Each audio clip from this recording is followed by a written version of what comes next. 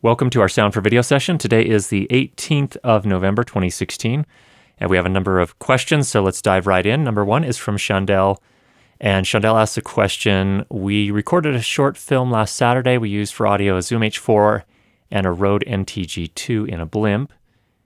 We get too much echo since the house is empty. How can we prevent echo? I would say, Chandel, probably the number one thing you can do is to use sound blankets. That's the easiest way to eliminate the reverb in a room. And it often happens, especially when there are wooden floors and lots of, not a lot of furniture and walls that don't have a lot of things on them or in front of them. So it's pretty natural to do that. Sound blankets can work. If you don't have sound blankets or the budget for sound blankets, any old blanket can work. I would hang them up. I would put them down on the floor as long as they're out of the shot. And I would also put them up in front of the walls, especially behind the camera. And I think probably the number one place to put them is, especially if it's on a wood floor, underneath the talent, especially right behind them. If you're booming the microphone up at the talent, say this is the talent, and you're booming the microphone down at them at a 45-degree angle, you're going to want some on the floor here right behind them to kind of absorb some of the sound that would otherwise reflect off the floor and into the microphone. So I hope that's helpful for you. Further, you asked, which equipment do you recommend for recording dialogue, and which equipment do you recommend for a short film in general? Well, I would actually kind of direct you to a couple of different episodes I've done previously. One is on audio recorders and another one is on microphones. And I hope you'll find those helpful. I'll link for those down below. Next question is from Henry at Epic Sky Media. Hi, Curtis, great course. Been following it on and off since I purchased it months ago. Still need to make time to actually watch your live sessions, but keep up the great work. And then his question: what is your recommended workflow for editing dialogue audio in Adobe Audition? I often struggle with finding the right order to put effects. For instance, I start with a Reverb plugin, then sometimes do noise reduction second. Other times it's noise reduction first before Reverb. Once I get the sound blankets, I hope not to use Reverb anymore. I agree. Blankets are going to make it sound a lot better in the end. I then follow with a single band compressor, EQ, de-esser to get rid of breaths, and then match loudness to -16 LUFS before exporting a final track. I understand normalization would be included early in the editing process, but doesn't match loudness function as normalization. Overall, some clarification on the proper order of effects would be greatly helpful, especially for those new to sound editing or videographers like myself who are starting out as one-man crews and dabble in everything from production to post. Thank you, Henry. Henry, that's a good question. I don't know which course you bought. It sounds like maybe you bought the production sound course on recording. In my post-production course, we actually have a segment specifically on that. Here's what I would say. I think your order is fine. Typically what I do, and yes, match loudness is a form of normalization. That's exactly what it's doing, is normalization. So it's doing it, but it's doing a more sophisticated type of normalization based on loudness as opposed to as based on peaks. So your order is very similar to what I typically use. You said noise reduction. I'll almost always, if I'm going to do noise reduction, which I try to avoid if I can, but if I have to, I will typically do that pretty early on. Normally what I will do, depending on how dynamic the sound is and how hot it was recorded, I'll probably do some match loudness first. And that is a form of normalization, just to bring it up so that I can see the waveforms, I can see where the noise floor is sitting. Just helps me visually to see what kind of things I need to do. Obviously, ears are the ultimate guide, so also normalizing makes it a little easier to hear what's going on in the recording. So typically, yes, I'll do noise reduction first. If I do have to do any deverberation, I will do that next, just like you talked about here. EQ,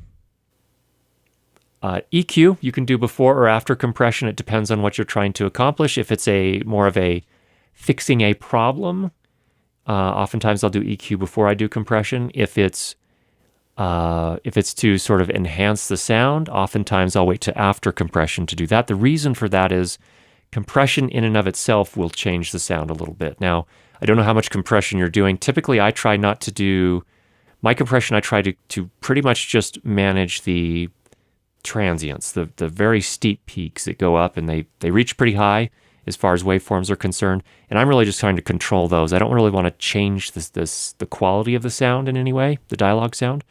I just want to get those in so that I can now loudness normalize the entire waveform.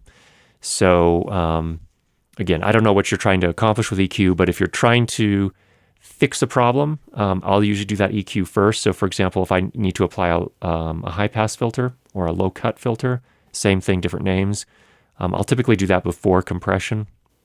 If on the other hand, I'm trying to sweeten the sound a little bit, I will typically do that after the compression. So then a de-esser after that is fine too. In fact, typically I'm now using a dual band compressor instead of a de-esser. So that accomplishes two things for me. It manages the transients, but it also manages the sibilance. And the sibilance often gets sort of emphasized once you've done some compression on a single band compressor. So again, in my course, I talk very specifically about that if you're interested in that, the post-production course, I should say.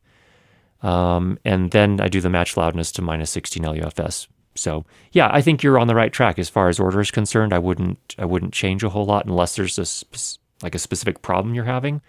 But overall, I think you're on the right track. So hopefully that's helpful for you. Thanks for the question. Next up from Greg Palmer. Hey, Curtis, I still struggle to get good sound from hidden lav mics for narrative work. It seems every time I try hiding a lav mic under clothing, I always get scratchy audio from clothing movement. I've tried everything I can think of and nothing seems to be working. Greg, I agree. That's that's why I almost always end up going with a boom mic. Now, there are a couple things to consider. I have found that if you are hiding the microphone between layers of clothing, it's almost always going to pick up some clothing noise. It's just going to happen. That's what happens. So I would suggest, if you can, I find that it makes less noise if you attach it to the clothing on the bottom layer so that the mic is against the skin. That I've had better luck with that. Still going to get some noise.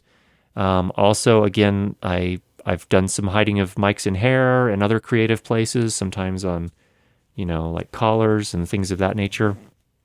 The reality is that if you hide it in clothes, it's almost always going to pick up some clothing noise. That's just the reality. There are some others that may know some techniques that I don't know, but almost, and it also depends on the type of clothing that the actors are wearing or the talent are wearing. I did a piece recently. I think I showed that. I think we did that in a couple of episodes ago, or maybe it was just last week's. But I did a short piece. It was sort of a corporate video that was in the form of a narrative, and one of the female actors was wearing a kind of a sweater-like top, and that was a nightmare. It was making all sorts of noise. And again, these are things where we don't have a professional wardrobe department, so that's one thing. And then the other the other actress was wearing clothing that wasn't quite so problematic, but she was holding a dog, and you could hear the panting of the dog while she was talking. So that wasn't really usable in that light either.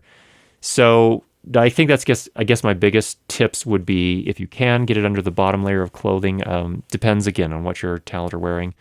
I had the female talent, both of them, hide the lavalier microphone, kind of in between the two cups on their bra with the microphone behind, and that seemed to work okay. The one actress was wearing kind of a cotton sweater top. That was a nightmare. And then the other one, I picked up the dog panting. So I struck out on both of those, which is why I did both lav and boom mic. So I ended up using the boom on all of them. Also for the male talent, I didn't pick up as much noise on him. He didn't do as much moving either. So that was helpful. And he was just wearing like a polo shirt. And I hid it underneath the button placket with it kind of sticking out the side. I still picked up some clothing noise from him as well. But not quite as much. It's in a part of the shirt that with a polo where the button placket just comes down to maybe mid-chest. We had it mounted so it was a little bit up a little bit higher, and it wasn't picking up a whole lot of movement noise. So I agree, Greg. I never find lavalier mics to be ideal. I almost always pick up clothing noise, and I keep them there, and I use them for backup only because I have to. I find the best way to use lavalier mics is to keep them away from the clothes. If you can mount them somewhere on the head, in the hair, on the eyeglasses, even back at the ear, I've seen people do that. That can usually get you better sound as well, and you won't pick up as much clothing noise. You also get the benefit of when they turn their head, the mic follows them when it's mounted on their head.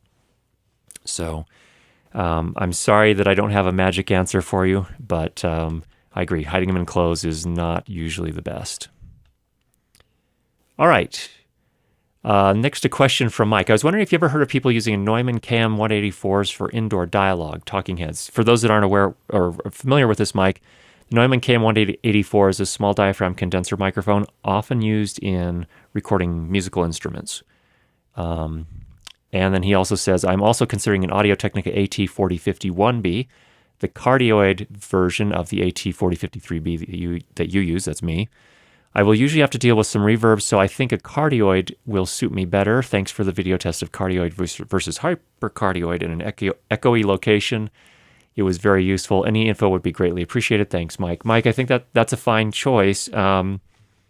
It's a trade-off, really what it is. So the nice thing about a cardioid mic versus a hypercardioid mic in a reverberant space is that the cardioid doesn't have the pickup pad. It doesn't have the part on the back of the mic that's picking up sound. Let me pull one up here. Okay, so here's a cardioid pickup pattern, a polar pattern. So what this means here is that when someone's talking in the front of the mic, 0 degrees is the front of the mic. That's going to be the most sensitive part, but as they move off to the side, it's going to be a lot less sensitive. So off to the side here, we should see an attenuation of about minus 70 decibels. And then once you get to the back, exactly to the back at 180 degrees, there's no pickup. So that's a cardioid. A hypercardioid is going to it's got a narrower pickup pattern. So it's going to be better at picking up just what's right in front of the mic, or the person talking straight into the mic. But it also has this massive tail on the back. So anything that's directly behind the mic will only be attenuated by about 6 or 7 dB. But you get the benefit of a tighter pickup pattern on the front. So it's really a trade-off is what it is. And supercardioid is between these two. It's somewhere between cardioid and hypercardioid. So that's really the difference there. I think if you're going to be recording in reverberant spaces a lot, that a cardioid's fine if you can get it in close. You have to be able to get it in pretty close for that to work nicely. If you're going to be doing a head and shoulder type shot framing like that, booming it just above, you should be able to get very good results with a cardioid pickup pattern mic. A lot of the professional mixers are using supercardioid mics, which again is sort of a compromise between the two here, where the tail isn't quite as big on the back and the pickup pattern isn't quite as tight on the front, but it is tighter than a cardioid, and it does have a bit more of a tail than the cardioid. So it's really sort of a compromise, and that's why I think the most commonly used boom microphone for indoor dialogue for film and video is usually going to be a supercardioid, like the Sennheiser MKH50. I think that Audio-Technica, I don't know if they have a hypercardioid capsule for the 4050 series. I'm not sure. But in any case, yeah, I think it's a fine choice. The Neumann is a legendary microphone. I'm sure you'll get beautiful results with that. So if you're going to be miking in close, I think it's a good choice. All right, let's have a look at our next question here. This is from Kevin. Kevin asks, first, may I say that I found your sound for video YouTube sessions and reviews extremely helpful. It's influenced a number of my purchases. I'm not a professional, it's purely a hobby for me. So to my question, with the Christmas season fast approaching, I'm planning to record a small local brass band in a public setting. I'm contemplating how to best capture the sound, given that this will be outside and there are no sound checks and extremely limited setup time. I have the following equipment to work with, which I know works fine for me recording dialogue, but this is completely new to me. I hope you can offer some suggestions regarding microphone setup and placement, whether using the limiters on the 442 at the front end would be better than going straight into the F8, and if going for a stereo image would be advisable, etc. There are 2 DSLR cameras capturing footage that I'll use tentacle sync units on to save having to feed Hirose cables across footpaths. Okay. So you've got a couple of shotgun microphones. It looks like the Sennheiser ME66s, another shotgun microphone, a couple of G3 wireless lavalier sets, a Sony wireless lav set, I assume. I'm not familiar with the 392B. This is hypercardioid, the Audio-Technica 4053B. The AT875R, I think, is a shotgun mic, if I'm not mistaken. And then you've got a Sound Devices 442 mixer, good. Sound Devices MM1, which is a preamp, and then a Zoom F8, Roland R26, both recorders. couple of boom poles, and a couple of blimps. Okay. So you've got a lot of microphones with really tight pickup patterns. And I assume this is a brass band. They'll have probably maybe a quartet, something like that is my guess, or maybe a larger group. And I don't know anything about the location at which you'll be doing this here. I don't think a public setting is what you say. So I'm not sure if that's indoors or outdoors.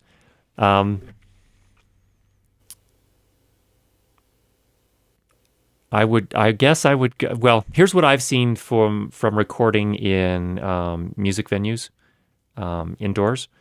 A lot of times, the people I've seen doing these recordings will either use cardioid mics in a stereo, kind of an XY configuration. They'll kind of point them like this to pick up the kind of the wider sound stage, and that's one approach. Another approach is the same thing, but with omnidirectional microphones.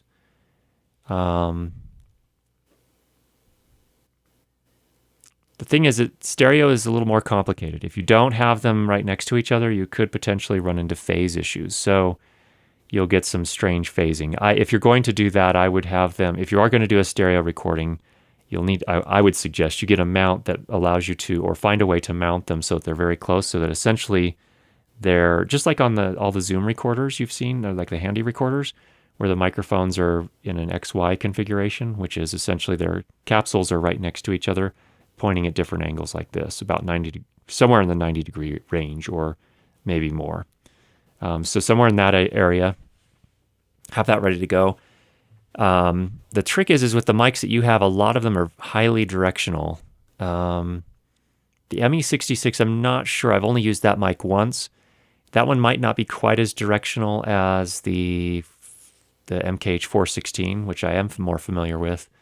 You'll just want to look at the polar patterns on those and see if what you're looking for is probably something a little less tight. You're probably looking for something closer to cardioid versus hypercardioid or supercardioid. Most shotgun microphones have very, very tight pickup patterns, but some of them are not quite as tight. So, for example, the Rode VideoMic Pro is not nearly as tight as some of these other microphones. And the same with, I think even the Rode NTG2 is a little bit wider than some of these others. So I find that a lot of times on the less expensive shotgun microphones, like the ME66, that they tend to be a little bit wider. So that's one thing to consider if you can use that. As far as recorders, it looks like you have a really nice setup. You could go straight into the F8 and I think get good results. If you want to also put the sound devices in front of it because you like that sound and you want to use the limiters, you could certainly do that as well. I would... with music, really kind of the secret is limiters aren't something that you don't generally need them. I don't know how dynamic this music is going to be. I assume it's going to be, it's a brass band, so it can be pretty dynamic. But what you'll want to do is if they're going to have any time to warm up, you'll want to be able to kind of set the levels a little bit while they're doing that, if possible. But if not, putting the 442 in front of the Zoom F8 can give you a nice sound because those preamps sound really nice, but it also gives you that extra protection of the limiters. I would say be careful when you're setting your gain, when you're doing your gain staging. Just make sure that you've got plenty of headroom, and if you can be there while you're recording this, be ready to pull that gain down a little bit if you have to. Best not to adjust it a whole lot during the recording because it'll be very obvious sounding. So leave plenty of headroom. With the sound devices, you can leave plenty of headroom and still get a very clean recording. Same with the Zoom 8. Those are both very good devices from that standpoint. So that would be my recommendation there. Roland R26.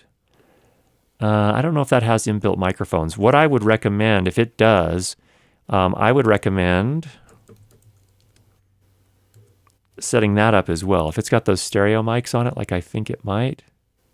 Yeah, I would set that up as well as a backup. It always pays to have a backup if you can. Yeah, it's got the stereo mics in the XY configuration as well. So, yep, I would definitely set that up as well and give yourself a little bit of backup in case things don't go well with the other mics that you're using. So, if I had to, make a decision right now, I'd probably pull the two ME66s with the sound devices 442 and the Zoom F8 and get that set up. That would be my choice. So hopefully there's some insights there. If you are working outdoors, You may want to use those dead cat or blimp covers, just so that you don't pick up any noise from the wind. You never know what's going to happen there. So that can be helpful as well. Okay, Kevin, hope that works or helps a little bit, and very best wishes on that recording. Next up, Steve Harris. Hi, Curtis. My name is Steve Harris. I live in Japan. I'll start my own English language company. I appreciate your responses to my inquiries on YouTube. Plan to enroll in your post-sound production course in about 2 months to assist me in making the best possible sounding podcast. My question, though, is some voiceover experts recommend running the analog signal through outboard gear for compression, de-essing, EQ, etc., such as a Symmetrix 528E, then converting it to digital. I've worked a bit with Adobe Audition. It has all these functions. So my question is a high-quality piece of outboard gear going to create a better end result than doing the same compression, de-essing, EQ, etc. in Audition? Thanks a lot. I think everyone has a different opinion on this, it seems. So I will say this. When there are live broadcasts, the live broadcasters are typically using outboard gear because they have to process the sound right there because it's being broadcast out to a live stream going right out at that moment. So they have to use analog gear to do the EQ, de-essing, compression, or whatever it is they want to do with the sound. As far as podcasts, this is where people have different opinions because you can get great results either way. Here's the main consideration, and here's the argument that some people use for not using outboard gear, is that if you use outboard gear, you cannot undo that. If something was set incorrectly, or you want to change something, it's all baked in. So I don't see that as a huge problem. And in fact, when I'm recording this right now, I actually am using it's actually a digital processor it does some compression in my Antelope Orion Studio, which is the preamplifier and interface that I'm using right here, which also does some processing. But I also have here a Focusrite Trackmaster Pro, which is a channel strip, an all analog channel strip, and I have used that a lot in the past as well. It has a compressor, and I would often use that when I'm doing kind of informal sessions like this as well.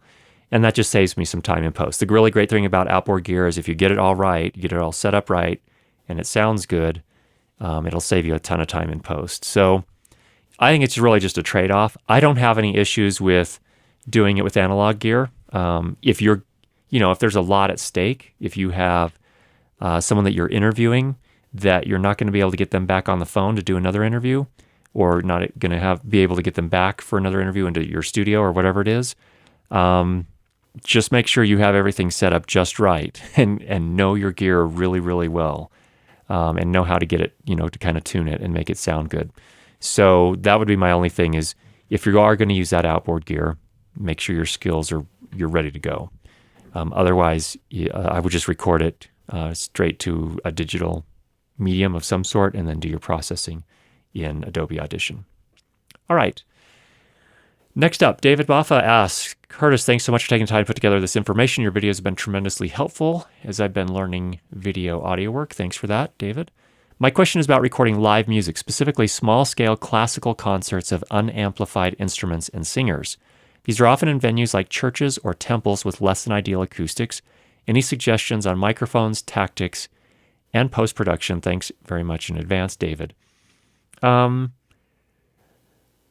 think it depends, and actually I'll pull some of the things that we talked about earlier for the other recording of the brass ensemble or brass band.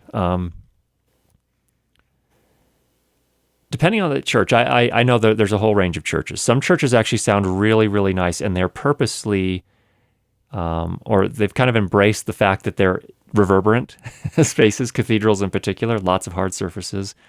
And that's okay, if in some cases that you actually do want to capture some of that.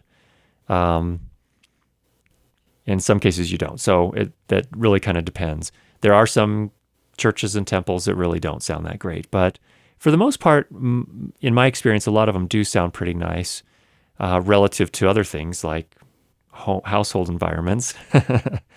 So I think that's the first thing you need to decide. If you're trying to record the audio so that you're not hearing as much of the room, then you're probably going to want to go with techniques that involve a little bit more close miking. But if it depends on how big the group is too. If you're saying small scale classical concerts, I don't know how large the ensemble is or the group is. But if it's a quartet, for example, you could individually mic each of the instruments. And that way you can mic them relatively closely with dynamic microphones, and that way you won't pick up a lot of the sound of the room itself. On the other hand, if it's a larger group, an orchestra, in those cases, you're probably not going to have that luxury. You probably don't have enough mics to mic the entire thing, and that would just be a really huge job. And typically, classical, Western art music recordings aren't done that way anyway. Typically, they are done with a stereo pair of microphones, period. And in those cases, a lot of times it's done to capture some of the room as well. So that's where I would probably, my personal approach would be to use 2 cardioid microphones, again in an XY stereo pattern, and I would get it up above the orchestra, aimed down at them. And I've seen some really high stands. The last concert, my wife actually plays violin, and she was a soloist with an orchestra. Full orchestra was probably 60 to 80 instruments. And the way that was recorded was on a single stand. We had a stereo pair of microphones up high, pointed down at the entire orchestra. They were cardioid microphones, and just recorded those. We put them close together, so they were very closely oriented in an XY pattern again, sort of a triangular 90 degrees to maybe a little bit more than 90 degrees, so that this one would pick up all this part of the orchestra, this one would pick up all this part of the orchestra, and that worked pretty nicely. Obviously, when you put it high up on a stand, and when I say high up on a stand, I'm talking probably 4 to 5 meters, probably closer to 5 meters up in the air, and so that we get up over the orchestra and aim down at them. That works pretty nicely, because then when you aim down at them, the nice thing is that you don't get, if you just put it right in front of the orchestra, you're going to get the instruments closest to the front most prominently. When you put it up higher and aim down at them at maybe a 45 degree angle, you're going to get a much more even response of the entire group. And from the standpoint that you're not right on top of them, that you're not close miking, you're a little bit farther back, you're going to get a more even pickup of the entire group, but you are going to pick up a little bit of the room sound as well. So those are some considerations there. Some cases, people, if the room does sound really good, they'll often use omnidirectional mics instead. And that's often the case for piano recordings, in fact. If they're done in a studio or some room that sounds pretty good, they're almost always omnidirectional microphones. So that's something to consider as well. So hopefully those are just some ideas that will make things a little easier and maybe provide you a little food for thought to do those recordings. Sounds like fun, and you'll learn a lot. I would also do backup if you can. If you do have a little handy recorder with an XY set of microphones, bring that and use that as well, just to give you some options to choose from. So hope all that was helpful. That was our session for this week. If you have any other questions, go ahead and leave those down below, and we will be back with you again next week.